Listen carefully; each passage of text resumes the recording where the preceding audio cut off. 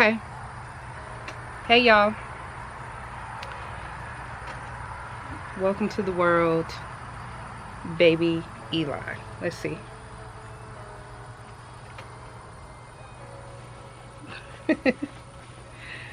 So I had a baby. I've never done like story time, so I don't know how to start other than to start. Baby Eli was born July 2nd, 2024. He is my fourth live birth, and he is my third son. So if you are a birth story binge watcher, if you love to listen to different journeys of, you know, women in their pregnancies and in their labor and delivery, then this is definitely going to be a really good video to watch. Let's talk about it. Okay, so let's talk backstory. All right, as I said, Eli is my fourth live birth. So yes, I have had miscarriages and quite a few, more than I can count on my hand, right? And so needless to say, there was quite a bit of faith building that needed to occur before his birth in order for me to pull this off. Okay, so I want to start off talking about my other births briefly so that you can get the full gist of, or at least as much as you can, get the full gist of my mindset and some of the fears that I encountered as I was mentally and spiritually preparing for this birth, because I have seen so much research material out there, so many videos, even binge watching birth stories myself, where a lot of women talked about getting physically prepared, which, I mean, I can speculate on what I did, but it wasn't as intentional as my mental and spiritual preparation. So my first son, who is 7 years old, he was born in a hospital. Now, I had every intention to go natural with him. I did all of the research. I had birth prep with like birthing classes. I mean, he was my first son, he is my first son, but it was just a lot of prep that I did. It was a lot of prep. I hired a doula. I even had like a birth educator, because at that time my husband was active duty and we had like all kinds of free resources, so I tapped into all of those and even some paid resources, right? And so I really wanted to go natural. Long story short, I did not go natural. The doctor was not the sweetest to me, but I didn't take it to heart. My labor and delivery time was no more than 6 hours. I would say active labor was definitely no longer than 4. Fast forward a few years later, I had my daughter Kamara, who is 5 years old, and I had her also in a hospital. I did not necessarily plan to have her naturally. I kind of just wanted to go with the flow. However, I was like 41 weeks and like 6 days and having a lot of false labor, which I know now to be labor, just not active labor. Not false, just not active labor. But anyway, I had false labor with her, and I went ahead and took the bait. Was asked if I wanted to be induced, and I did agree to be induced with Pitocin.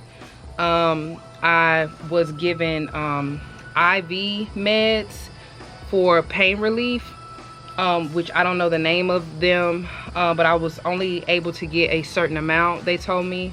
So they had to turn that off. So once they did, I opted for an epidural. The epidural failed, so I ended up having her naturally.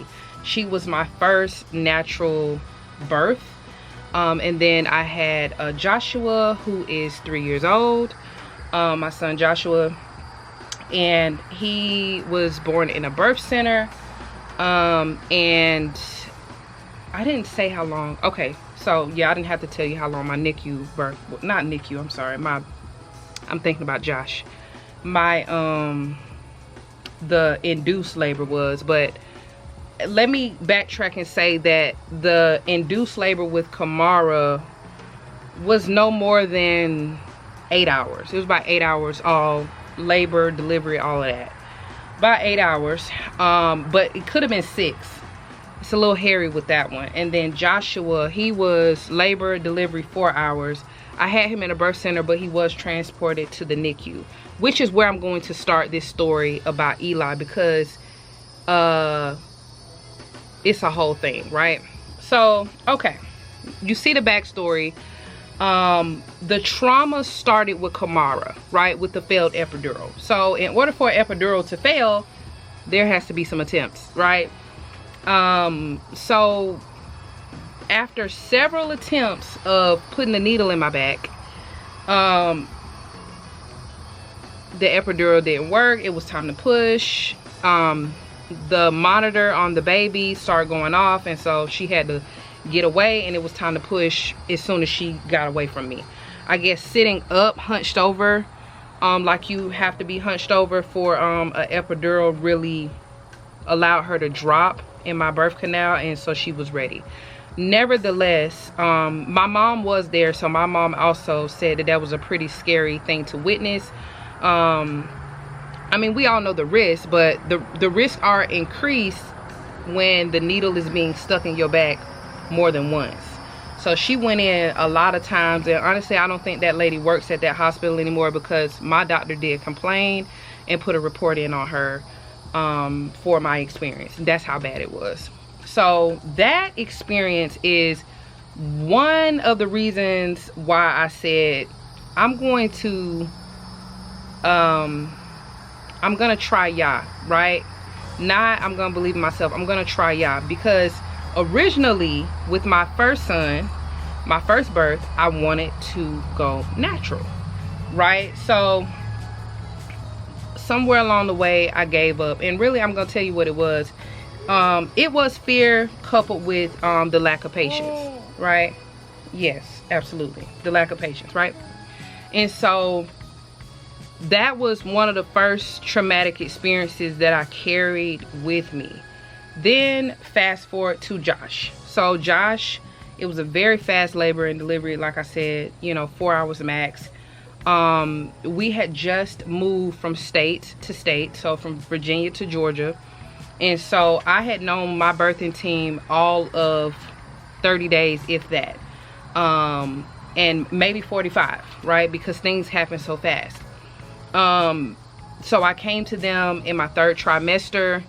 Everything seemed perfect. I was kind of excited because it was kind of like a home birth, but with the support. In my mind, this is what I'm thinking, right? And when I say support, I mean like it's like halfway between home and hospital. That was my mindset. Like, so I felt so safe and all these things, right? Because that was one of the biggest fears with a home birth. That, and if I needed meds, would I get it, right? Like if I just couldn't do it, with whatever that means, right? So we drove like 45 to 50 minutes from my house to the birthing center. I'm talking about Josh, not Eli. I'm gonna give you a synopsis, but this is important. So we drove 45 to 50 minutes. That a lot of my laboring was in the car. When we got there, I probably wasn't there a whole hour and a half before I pushed him out.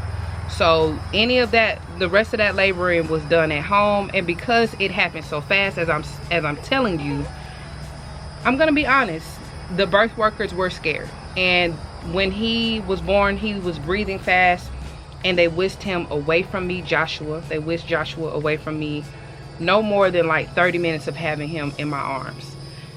They whisked him away to the NICU, to another hospital, to another facility where my husband and I stayed for 3 days in the hospital. I did not have any time to heal. I didn't have a room. I was sitting on hard chairs after birthing out a child. I didn't have any tears or any of that stuff. So it could have been a beautiful thing, but it turned into a nightmare. When we got to the hospital and seen him, he was hooked up to all these different tubes and stuff. I'll have my husband put in pictures of Joshua with tubes and all the different things right here, so you can kind of see it. But yeah, so that right there did something to me as a mother. Like, that thing gripped me. It wasn't just getting pregnant, it wasn't just birth, it changed the way I mothered. Like, I was so fearful the first 2 years of Josh's life. Josh is 3, which means the 3rd year of his life was when I was pregnant with Eli, and that is when my fight, my mental and spiritual fight began, right? So I will say the year before Eli was born, well, which is now, so let's say in April, the April before I was pregnant, so I say that was like 2022, I was pregnant again, but I had a miscarriage. So that was when, you know, Josh was like wanting to have 2. And I will say that miscarriage gave me courage to get through this pregnancy with Eli and this labor and delivery, because I realized when I lost that child that I would have done anything to keep that child. And so thus, like, you know what I mean? Like, I'm not too scared, you know? I don't know if that makes sense. I'm not scared enough to be okay with losing a child. Therefore, my fear is not, you know, overtaking or anything like that. That one realization made a big difference. So that's what my mental state was when I found out I was pregnant with Eli. I decided that I wanted to pray and wait to be informed, to get confirmation about who was going to be supporting me through the birth. So I did that. I prayed and all this stuff, and I know this might sound crazy, but I didn't get support until I was 6 months pregnant, right? So I did get confirmation through my regular doctor that I was pregnant, and I was probably about 2 months at that time. If not 2 months, about seven weeks, which is a week before 2 months. And then after that, I didn't see anybody until I was 6 months. We do live in a very rural area, so I had to go to outside towns. I mean, our local hospital doesn't have an anesthesiologist. Like, that's how small our town is. And so I had to do quite a bit of research and a lot of prayer. And so I finally went to a neighboring town, and honey, the experience was very much unsatisfactory, right? So I went to my initial appointment. That was okay. The doctor was very unfriendly, and I was very just kind of taken back, but like, nah, it's me. I was kind of like that, like, maybe it's me. I'm gonna give her the benefit of the doubt, right? And I'm thinking, you know, I wanted to find a black provider, somebody that looks like me, because I mean, you could look at the statistics and see that there are a lot of deaths and a lot of tragedies that happens to women of color. So I'm thinking that's going to lessen if I'm being provided by a woman of color, right? Or being cared for by a woman of color. So anyways, that woman of color let me down, honey. Okay, long story short, it was a mess. The first appointment, she was short and rude and not friendly and judgmental. Didn't ask any questions of why it took me so long to see a provider or anything. Just, you know, dismissive and inaccurate, because they gave me an inaccurate due date. So then the second time my husband came, I mean, sorry, not husband, Lord. The second time we did a doctor's appointment, my husband came. And so I was really happy to have somebody to witness what we were about to witness, which was furthermore rudeness, right? Very rude, very unprofessional. The doctor didn't even come into the room until we left. And then when we went to go get the ultrasound, because it was like an ultrasound and a doctor's appointment the same day. 2 different facilities, but they were neighboring. When we went to get the ultrasound, they didn't want us to even look at the screen. They were not telling us nothing. I'm already 6 months. At this point, I don't know the gender or anything. So I'm coming thinking I'm gonna figure out what the gender is and all that. Nope, that did not happen.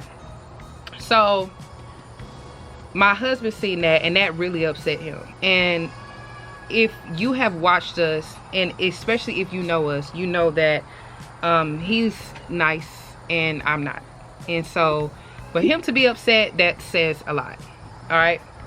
And so he was upset and really shocked by the customer service. But what that did for me was, it was like the nail in the coffin for me, because it was like, okay, I am about to get a midwife. I'm going to do this home birth thing, like, period. I don't know what that looks like. So because of that experience, that is what made me look for a midwife. And then also I have to shout out Judith. Judith is a very dear and very close friend, pretty much sister to me, and she has quite a bit of kids. If I'm not mistaken, like 8 or 9 children, and she has home birthed a lot. She is a doula, and she's a birth worker, and she told me that I could do it. And I know that sounds simple, but nobody told me I could do it. Every time I would talk about it, I would get, you know, crazy looks and just like negative feedback. And it's like, if you already scared about something, you don't know anybody in your life physically that has done it. Like, or how about this, I didn't know anybody in my family, which is the story of my life nowadays, that had done it. And so when she told me that I could do it, I believed her. And again, not too long after, she did hook me up into a Facebook group, and this is where I found the client of the midwife that I ended up hiring. This client is also a doula, and she so happened to be my doula at my birth. It's crazy. But she was a mom of 4. It was her 4th and first home birth. And she told me about this midwife. Genesis Roots is the name. Genesis Roots Midwifery is the name of my midwife's company. Her name is Roxanne, and she's amazing. I did think that Roxanne might have not been a woman of color by her name, so I actually interviewed other people before I interviewed her. And the people that I interviewed did not have a solidified company like Roxanne did. So when I was asking for, you know, testimonials and proof and credentials and stuff like that, it was taking longer than I would have liked.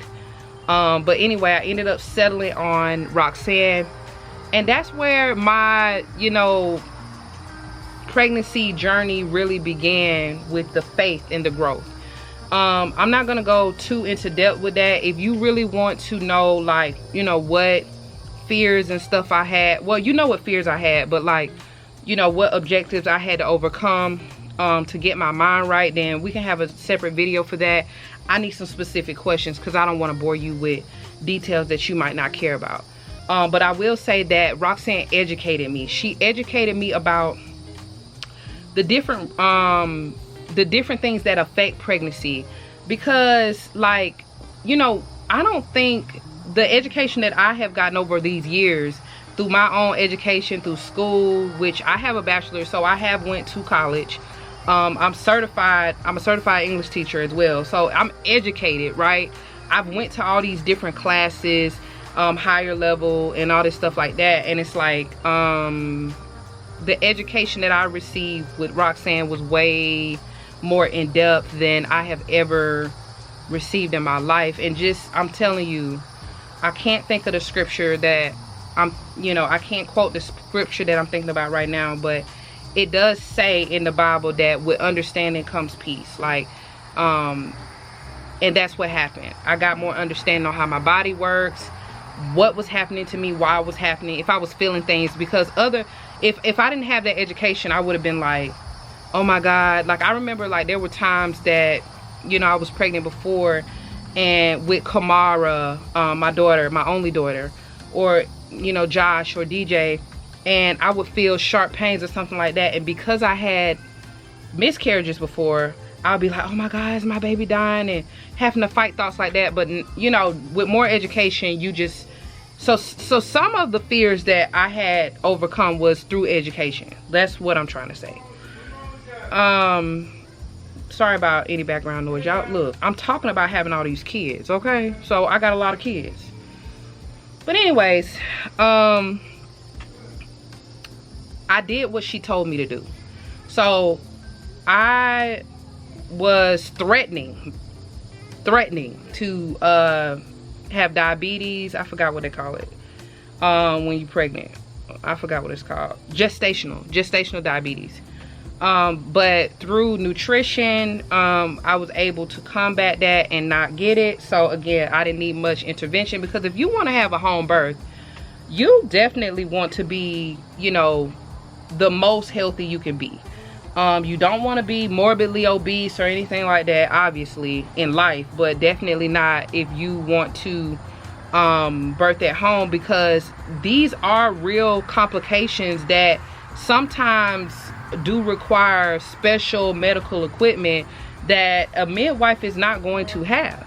Now, she did have a lot of stuff that I didn't think that a midwife would have. Like, she had medication to stop, you know, excessive bleeding, which is hemorrhaging, pain meds of some sort, but obviously not an epidural.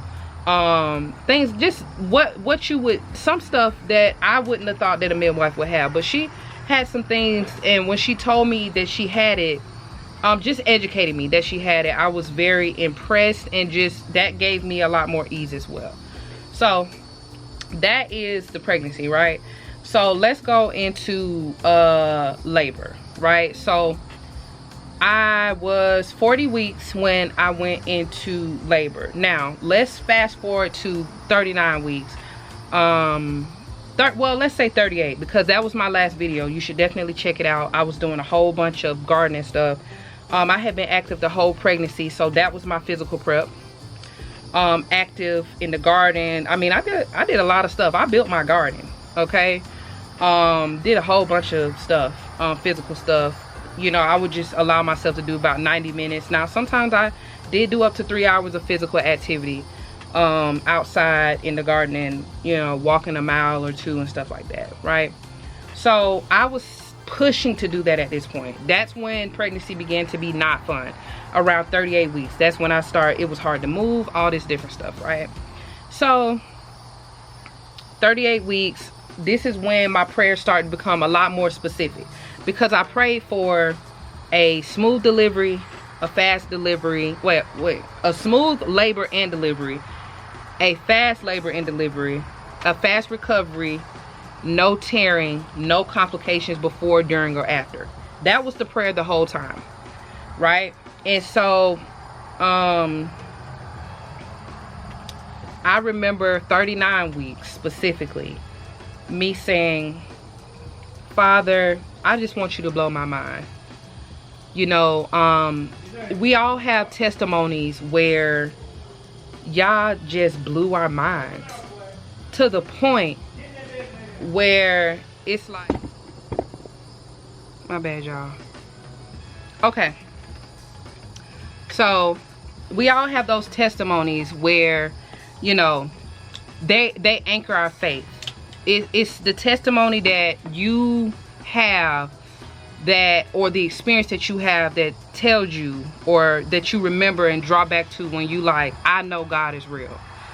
That's what I meant when I'm like, y'all, I want you to blow my mind, right? I already have I have plenty of like testimonies where it's like, I know God's hand was in that, but I have, you know, a couple of really big testimonies where it's like, only God could have did that, right? That's what I wanted, right? And that's what I was praying for, and that's what I was believing for. And I started to binge watch birth stories at about 38 weeks. I wasn't watching birth stories before then, but I started binge watching birth stories and testimonies, and just getting my mind on testimonies, overcoming and really eradicating fear. Like, that's like the prime thing that I just kept in the forefront of my mind. Like, I will not even engage a fearful thought at this point. Like, meaning, like, for real, just any little weird thought that came in my head, I was like, I'm not gonna escalate with that. Like, it's gonna stay with this. It's gonna stay here. Like, oh, you know, you might need a episiotomy, which is the cutting of the.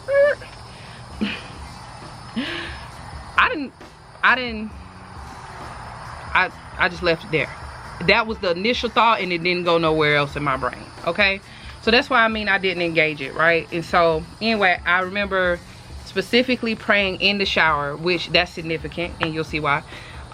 Praying in the shower about my mind being blown, right? So fast forward, one of the things, you know, as I'm getting through 39 weeks to 40 weeks, which feels like 2 weeks, people. Like that last week or last month of your pregnancy feels like a whole year. Like, I'm not even exaggerating. So maybe I'm exaggerating a little. But it does feel like a long time, right? And so I'm sitting here praying, and y'all is really holding me accountable of staying patient and not being mean, because at this point I'm miserable. Like, I'm not happy.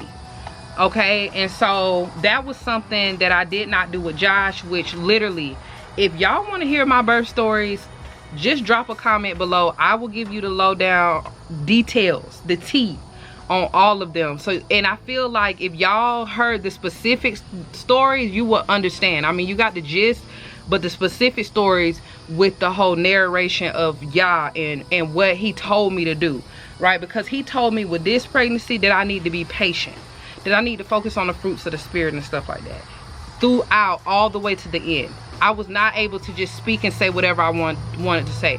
I had to make sure that if it was what God was saying, sure, I could say that. But if it wasn't, then I was not released to say it, and I had to control my mouth. And that was something that I was supposed to do with Josh that I did not do. And I do attest a lot of the things that happened to, you know, in Josh's birth, with him going to the NICU and the other things, to me being uncovered. Not y'all punishing me, but me being uncovered and me speaking things that ended up coming to pass, or not fighting thoughts, not pulling down every thought that exalted itself against the word of God, right? So anyways, long story short, that was the prayer, right? So now I'm 40 weeks. I'm exactly 40 weeks, and I'm listening to testimonies. And it's funny because my husband, he comes to me and he's like, you know, you need to be careful about all the people that you let speak into your spirit, because, you know, you just got to be vigilant. He said some other stuff, but it was pretty much that. Well, honey, I got offended. I got mad. And I ain't cuss him out or do nothing crazy, but I did kind of like, I just like distance myself, and I start like juicing and, you know, doing stuff I would do, but I had an attitude. I really did. I did have an attitude, and I was aggravated because I'm like, okay, like, you acting like I'm like a little baby or something. Well, something in my spirit was like, it was the Holy Spirit, was like, you need to go to your husband. You need to go to your husband because you about to be in labor. And you need to clear this up. So I went to him and I said that. I said, I'm about to go into labor. No, I said the Holy Spirit told me I need to come in here because I'm about to go into labor. And I don't want this to be in the air or something of that effect. And so we talked it out. It wasn't really much to talk it out. It was me overreacting, and he didn't.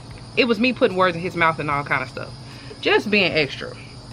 Anyway, as soon as we hashed that out, and I mean as soon as we hashed that out, I had my mucus plug. I lost my mucus plug. Okay, so if you are a man at this point, this is where you can exit the room or be prepared to be grossed out or hear some stuff that got a lot of liquid blood and all kinds of stuff. Okay, this is a birth story. Okay, a birth testimony. Okay, so this is the part where we're gonna talk about leakage and stuff, right? So okay, my mucus plug left me, right? And so it's about 12, well, it's about 11. It's about 11 o'clock at night, and I'm 40 weeks by 12. Like in a few minutes I'll be 40 weeks, which means that is my due date, July 2nd. That's my due date, which so happens to be a very close friend of mine's birthday. And she said, I want you to have him on my birthday. You're gonna have him on my birthday, right? I had him on her birthday. So I lose my mucus plug, and Then I feel something leaking a little bit. So I go to the bathroom. I'm like, nah, it ain't nothing. So then I go back and I'm talking to my husband, and then that gush came out again, but this time it started trickling down my leg. And so I got a towel, and he was like, you need to call your midwife. Now, I did not want to call my midwife, because for me, what I wanted in the perfect world, I wanted her to come. I really wanted to have a baby without her there, or be pushing soon as she got there, like that. I didn't want nobody to be over me waiting. And I did kind of tell her that. I told her that, like, especially when I first met her, I was like, I kind of want an assisted birth. You know, because I know how I am. I've had, at this point, this is gonna be my 4th rodeo. I know me, and I'm like this in general. I like to do stuff by myself. I am like that. You would have thought that I'm the only child. I really do. Because I know how I like stuff done, and I'm not one to be trying to be, you know, nice and courteous to other people when I'm going through something and it's about me. I'm cool with being nice and all that when we're doing teamwork, when it's not directly affecting me, when it don't have nothing directly to do with me. But when it's about me, it's about me. And I want it to be about me. And I hope that makes sense, because I really don't care. Like, that's how I am, right? I don't, oh, do you want this? No, I don't want none of your suggestions. I'm doing what I want to do, because this is what I want to do. Take it or leave it, that's how I am. And I told her that. So she like, okay, I feel that, you know. And look, here's the thing, and I just want y'all to know, if you have not had a home birth, or you had one and you didn't have a birth worker that was, you know, open to stuff like that, listen, there are people that, and this is how I think it should be anyway. I should be able to do stuff the way I want to do it. That's the whole reason why I'm doing it at home. There are birth workers that will work with you with that, right? So anyway, long story short, I did call because he told me to. He wanted me to, and I wanted him to be comfortable, because I did not want him to be bothering me, and I did not want him to be worried. And so I did what he asked. I called her and I let her know. And I did let her know that, yes, even though my water has broken, this is definitely my water because it's still coming out, I'm not having any contractions. It's funny because through like 37 weeks, from 37 weeks all the way to 40 weeks, I was having labor. And this, remember when I said earlier, labor, false labor? No, what I learned is about my body is I labor weeks before. That's why my my active labor is shorter, because the laboring before, it's not consistent, but that bad boy is painful. It's intense. So I was having these contractions, but they were not lasting longer than an hour or two. But they hurt real bad, or a lot of pressure that was consistent, right? But it didn't accompany, like a contraction didn't come with it, right? So anyway, I wasn't having any contractions. I told her that, and she was like, okay, well, go put a pad on and then lay down and get some rest, and you need to eat something too. And what did she say? She was like, hold on, I'm drawing a blank. Yeah, lay down, put on a pad, eat something, and then, yeah, when the first contraction hits that ain't hitting right, and that's exactly how she said it. I love us. If you know, you know. It ain't hitting right, call me. That's when I'm gonna come. So I did that. I ate some pineapple because I have thrown up. Fun fact, I have thrown up every birth. And every birth I have hot wings. Did I have hot wings that day? I don't know. I think I did. Right before I have a baby, I always eat hot wings. If I didn't have hot wings that day, I had hot wings the day before, because I was just having hot wings because I love them, and that's just how it is. But every time, like even with my first birth, I threw up. Then with Kamara, I wanted hot wings, and I literally went clean off on my husband. I ain't gonna lie, I cussed that man all the way out, because he would not take me to go get hot wings before I was induced. I was so mad at him, and I'm still mad. Like, I've forgiven him, but when I go back to that, I'm mad, because you should have let me. And yes, I would have thrown it up. But with Eli, I took heed and I said, I know how I am. It be hurting so bad that I throw up. So if I throw up some fruit, that's not gonna hurt me as bad as hot wings, because it burns. So I didn't eat, and so I ate pineapple and I did what she said and I laid down. Around 4:30, that contraction was hitting the way it wasn't supposed to be hitting. That bad boy was hurting.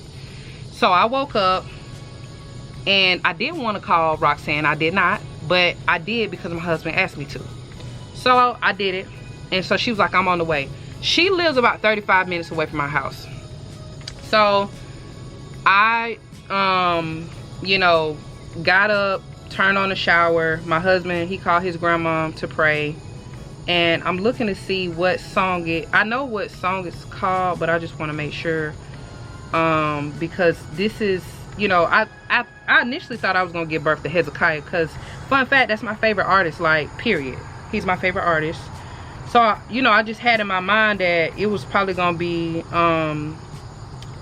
yes, that was gonna be the song. Go look it up, Hezekiah. Yes, I love that song. But it ended up being Psalm 23 by People in Song. Hold on. Can you see that? Bruh, you probably cannot see that. I'm sorry. Y'all probably can't see that. But feat Joshua Sherman. This song has got me through some really hard times, but it was hitting crazy that night. Or that morning at 12 a.m. July 2nd. So, 4 a.m. July 2nd. So 4:30, it's about 4:30, 4:45, I'm in the shower. And the contractions are hitting. From the moment that I called Roxanne, they were hitting consistently. I actually even have my my counter, my contraction counter for this moment, right? Oh, I got the whole journey. Man, I'm gonna see if I can put a screen recording of these contractions. But my first contraction started at 4:09 a.m. and I had a contraction it was like the first contraction to the second contraction was 7 minutes, and then after that it was between 2 to 3 minutes apart, and they were lasting up to 1 minute and 30 seconds, right? And them bad boys was hurting, but I had my mind on. My mind was on God. That is it. I was not thinking about how bad it was hurting. I wasn't thinking about how long it was gonna be. I wasn't praying no more. I was just like, he got me, he got me. And I didn't tell y'all because I didn't tell you the story, but I remember praying to God for him to deliver Kamara. While I was hunched over getting that epidural, I remember me saying, God, you're gonna have to deliver this baby. I remember me reading at that time I was on Joyce Myers. I was reading her book before. That was my mental prep then. I remember with Josh, honey, I was scared because I had just got rebuked in the spirit by God. So I didn't really have my mind on him until it was time to push. And then I was like, Father, in my head I was like, Father, you're gonna have to deliver him, because that's usually when I get scared, when it's time to push. Anyways, this time I'm in the shower, I'm in the thick of things, and I'm thinking about God. I'm just thinking about him. I'm not thinking about nothing else but him, his goodness, his powerfulness, and just like feeling like he's right there. That's it. I wasn't thinking about nothing. Oh, and also not to lose it, just keep my head, because that's another thing. During transition, I usually lose it. I don't know what happens. I just like go crazy. Like, it's like all the pain that I had went through during all those contractions during the transition, I just start nutting up. Like, why does it hurt so bad? Like, what is this? Like, I'm about to die. That's how I feel. I ain't gonna lie. That's how I usually feel. So anyway, long story short, and it's not long, a short story short, because this labor was fast. Okay, my last contraction before I pushed was at 5:06, and really I started pushing at 5:15. You know, I was in the shower. I got out of the shower, went to the birthing ball because I felt dizzy in the shower. When I went to the birthing ball, I was on there for just a little while, and then I was like, oh, I got a boo-boo. So then I went on the toilet and I was doing what I need to do, and I labored there. Nothing was long. I mean, if my first contraction started at 4:06 and I started pushing at 5:15, it wasn't that long, right? So so anyways, when I was on the toilet, that's when Roxanne came. She came about 45 minutes later. They tried to blow up the birthing pool because I was supposed to have a water birth, but they did not have time. And then she tried to check me while I was on the toilet, but she couldn't. And then she made me stand up, and she did this little pressure thing on my back, and I really feel like that's what really, I mean, that's when I noticed, like, oh, it's a lot of pressure down there, like something going on like that. She did this one, like I had a big contraction, because at that point they were more intense than ever because I was at the end, and she did this little pressure thing on my back where she did, okay, this is my body, and this is my bottom half, like my butt and all that, and my waist. She did this. Ooh, I ain't gonna lie, it was weird to say this, but when she did that, I mean, it didn't feel good, but it felt better than it was the best it could feel. Like if she did that the whole time, I would say that the contractions didn't hurt as bad, right?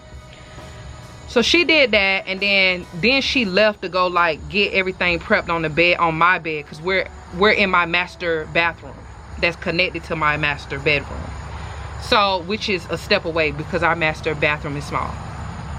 So she goes and try to set up stuff, and then I yell to her, I'm pushing, because the next contraction, like my body just bore down. I start like, ugh, and like it was crazy because like at the end when I was on the toilet, I was like, through contractions, I was like, ugh. Wait, hold on, what was the noise? Hold on, let me see if I can make it. It was like, ugh, like I was growling. And in between contractions, I was making jokes with my husband, like, and so anyway, I was growling, and I'm telling you, I'm having a son. He's bringing the beast out of me. Okay, this is him. This is not me. I'm a woman. So anyway, sorry about the dogs. I need to hurry up. So I start growling. I'm bearing down. I'm like, I gotta push, and she puts me on my side. She put me on this side. She put me on this side. I'm laying on my side, and she's like, the baby sounds something, and she was like, the baby's heart is low, give me the baby. And she said it to me like that, and I was like I was shocked, because she's like a sweet spoken woman. She's all gentle and wave, and you know, and so when she said it like that, honey, because think about it, it hurt to move. So I didn't even want to get on the bed. Like the most comfortable position I had was the toilet, but I couldn't be on the toilet because I started feeling my leg act like it wanted to do a Charlie horse, which is why I got up in the first place. So then when she put me on the bed and she put me on this side, she wanted me to switch. If she wouldn't have did that, I would have been like really tripping, because like, girl, this hurt. Like, no, I'm not moving no more. Like, I get like that. No, I'm not doing nothing. I'm very, like, you can't make me do nothing. If I do something, it's because I want to. I'm not stubborn though. I'm just set in my ways. What they call that? Strong-minded, whatever. So anyway, I switch on this side, and his heartbeat got better, and then I hyped my leg up and pushed him out. I mean, it's just that simple. Now, here's what I will say. Because remember I told y'all, pushing them out is the hardest part for me. And it's not because I have to push long or nothing. It's because it's a head coming out of there. And I'm a mental person. I'm thinking about this. I only pushed twice. I pushed twice. So I was just playing. I know it sounds crazy, but I was just doing it because she was like aggressive with me. And like, she was for real. She was not playing with me. Sorry, I thought I seen something. And so, you know, I put my leg on her shoulder because she was like, I need you to push. So I put my leg on her shoulder. And I'm like, because I need some resistance, right? We don't have no stirrups, right? Because we at home. So I say, ugh. And when I say, ugh, I really, because I don't know how to really push for real. Can I be real? I really don't know how to. Cause it's not pushing in your butt. Even though they say, oh, you pushing your butt, it's not the same thing. And plus, I mean, not to be TMI, but I'm not no strainer when I go to the bathroom. Like, honey, I don't got no hard little stuff going on. So I don't have to do all that. So I don't know how to push, but I did that. And I just did that. And when I did that, his head started crowning. And boy, it hurt. So I did this with Josh as well. I tried to close my legs, and she was like, don't close your legs, you're gonna crush him. And I was like, oh. So I don't even know if it really, I wish my husband was here to chime in, which is why I wanted to do a live, but y'all want me to do the video. But anyway, he was down there. I just know I touched and I felt the goobly. It was something. It definitely was his head, but I just know the second push, everything came out. And so he did come out. When he came out, he had a lot of meconium, a lot, which is baby poop, and that can be very dangerous. And my midwife even told me some stories about her having meconium during her labors and deliveries, and how, you know, it ended up having to be, you know, C-sections and stuff. So it's some risks that come with that. Especially some things that doctors try to look for when the baby is born. Sorry about that behind me. But he didn't have any complications. He didn't have any complications. And so that was a good thing. And I've been healing well. I've been healing well. So what was the miracle? My labor, and my active labor, was like 90 minutes. Because even though my water broke at 12, I didn't have contractions until 4. And then my baby was born by 5:30. So 4 to 5:30 is 90 minutes. I didn't rip or tear. But when I was on the toilet, and so this is probably around 5, I was like, let it be done. Let it be done. I was just like, let it be done, let it be done. 30 minutes later, it was done. So he answered my prayer. It was a right now experience. I didn't lose my mind. I was coherent. Again, like I said, I didn't rip, didn't tear, didn't have any complications. He answered everything. I was able to push my baby out on my bed, on one side of my bed, then switch to the other bed while they cleaned stuff up. My mattress, nothing got messed up. Do skin to skin with my baby. Feed my baby. Like, all in my bed. Then the doula took me to the restroom to get cleaned up and all that. And then I was able to get back to being, you know, a new mama for. Like, it was, you know, my babies, they woke up. We'll put that clip in. The babies woke up to a new baby brother, and he's been beautiful and blissful ever since. So with that being said, let me show y'all baby Eli, because he's up.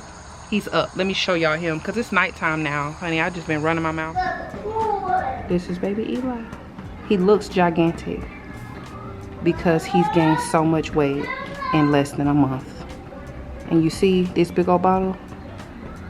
Yes, this is what he's eating out of. We'll put some other pictures of him not looking as angry, because, I mean, he is trying to eat and y'all are all in his business. Thank y'all for watching this video. We appreciate the support. Please like, share, and subscribe. Definitely share this with somebody who wants to have a home birth. And with that being said, we'll see y'all later. Bye. Baby, hey, my husband. He's asleep. You didn't even brush your teeth yet. Hey, baby. I'll take him to sleep.